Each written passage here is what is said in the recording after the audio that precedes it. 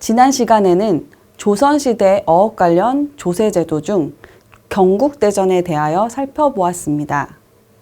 이번 시간에는 조선시대 어업 관련 조세제도 중 속대전에 대해서 살펴보도록 하겠습니다. 해세가 조선왕조 법전에 본격적으로 규정된 것은 1746년 속대전이었습니다. 속대전의 호전, 어염조에는 어선과 어전에 대해 규정하고 있습니다. 그러나 해세를 보다 세밀하게 규정한 균역법이 1750년에 제정되면서 속대전의 해세에 대한 규정은 여러 연구에서 상대적으로 소홀하게 다루어져 왔습니다. 보시는 표와 같이 세액의 결정 기준은 생산수단인 배의 대, 중, 소 크기로 구분하였습니다. 어선세에 대해서는 전국적인 규정을 취하고 있으나 전라도와 강원도는 따로 구분하여 규정하고 있었습니다. 어전의 경우 전라도에 대해서만 언급되어 있으며 이것이 전국적 기준이 되었는지는 알 수 없습니다. 속대전은 균역법이 논의되고 있었던 와중에 반포된 것으로 해세 부분은 과도기적 형태였다고 할 수 있습니다. 기존의 여러 연구에서 균역법을 중요하게 다루다 보니 속대전에 대한 본격적인 연구는 상대적으로 적은 편입니다. 그러나 속대전은 과도기적 형태로의 균역법의 성립에 대한 여러 단서들을 제공하기 때문에 당시의 어업사항을 반영하는 매우 중요한 내용을 담고 있다고 할 수 있습니다. 전라도 어전세는 대, 중, 소 세 가지로 구분하였는데 연관 과세량이 대전은 300마리, 중전은 150마리, 소전은 75마리입니다. 또한 25마리당 면포 1필가 환산하여 납부할 수 있었습니다. 대전은 12필, 중전은 6필, 소전은 3필에 해당됩니다. 어선세는 전국적인 규정이지만 전라도와 강원도에 대해서는 예외를 두고 있었습니다. 어전과 마찬가지로 어선세는 배의 크기에 따라 대, 중, 소 세 가지로 구분하였는데 대선은 면포 3필, 중선은 면포 2필, 소선은 면포 1필, 소지소선은 0.5필이었습니다. 특히 강원도는 대구어로 납부할 경우 완선은 20마리, 완선의 절반 규모가 되는 반파선은 10마리가 할당 부과되었습니다. 이를 다시 포로 환산하면 완선은 2필, 반파선은 1필이었습니다. 해세의 규모가 어느 수준인지를 확인해 보겠습니다. 만기요람의 작전식에 따르면 표 1필은 전 2량으로 전라도 어전 등 대선에 부과된 해세는 진어 300미, 면포 12필, 그리고 24량으로 환산되는데 같은 방식으로 중전은 12량, 소전은 3량이었습니다. 이로써 전라도의 어전 가운데 대규모의 것은 속대전의 대선, 내척에 대한 해세 규정과 동급인 것을 알 수 있습니다.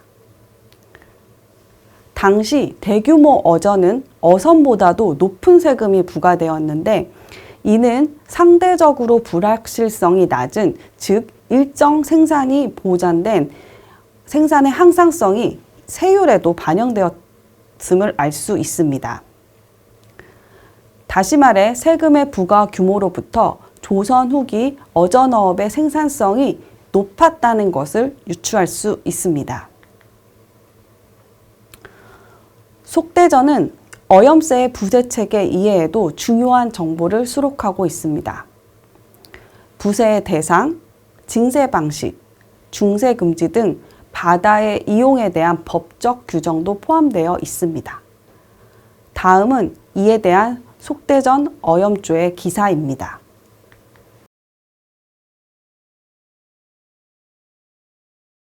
호조의 어전, 어선, 염분, 정액 수중에서 파손 또는 망실한 것이 있는 경우에는 지방과는 가명, 병영, 통영, 수영의 소속을 막론하고 모두 파정을 허하되 거액을 종래에서 징수하는 폐단이 있으면 당의 관원은 본도에서 결장할 것을 지령한다. 절수처는 각진의 소고 사율로 하고 모두 어세를 견감한다. 포작 간서는 전라도와 경상도의 방어 긴용이므로 수세하지 아니한다. 어염세를 횡침하거나 이중 삼중으로 징수한 경우에는 논죄한다.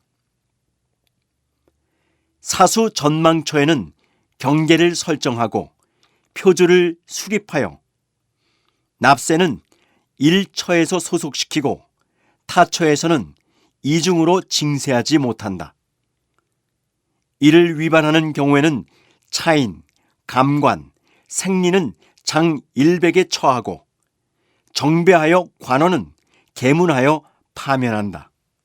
기사에서 확인되는 바와 같이 속대전에서 이전의 건국대전보다 보완된 부분은 망실, 중세에 대한 금지 규정입니다. 호조에서 관리하되 어전, 어선, 염분이 지방 현지에서 태풍 등 자연재해에 따라 어장이 손실되어 없어졌을 경우 부조객을 허하는 등 망실된 어장에 과세하여 발생되는 폐단을 금지하고 있었습니다. 예외적으로 포작간선에 대해서는 방어에 소용되는 중요한 재원임을 인정하여 수세하지 않는 규정을 두고 있었습니다. 참고로 포작가는 신략 역천으로 포작이라는 업에 종사하면서 국가의 진상역을 담당하였던 이들에게 붙여진 호칭이었습니다. 주로 제주도를 근거지로 곡물의 상납을 담당하였던 이들이 대부분이었습니다. 그러나 속대전에서의 포작간서는 경상도와 전라도에서 방어긴용으로 그 용도를 방어 업무로 특정하고 있습니다. 즉, 관의 신역으로 진상물자를 조변하면서 동시에 수군으로서의 역할이 부여된 자들에 대해서는 수세를 면하는 특혜를 인정하고 있었던 것이라고 할 수 있습니다. 이러한 면세 규정은 다음에 살펴보는 균여법 선세에서도 그대로 계승되었습니다. 요컨대 속대전은 기존의 경국대전에 형식적으로 언급된 해세 규정을 본격적으로 법제화한 것이었습니다. 이는 바다가 궁방과 아문의 사전됨에 따라 수세 주체가 중첩화되고 있는 당시에 바다를 둘러싼 첨예한 이해관계가 반영된 것으로 그 내용에는 바다에 대한 수세를 법적으로 정리하고 정교화하려는 과도기적인 단계가 고스란히 녹아 있습니다. 이번 시간에는 조선시대 어업 관련 조세제도 중 속대전에 대해 살펴보았습니다. 다음 시간에는 조선시대 어업 관련 조세제도 중 균역법에 대하여 살펴보도록 하겠습니다.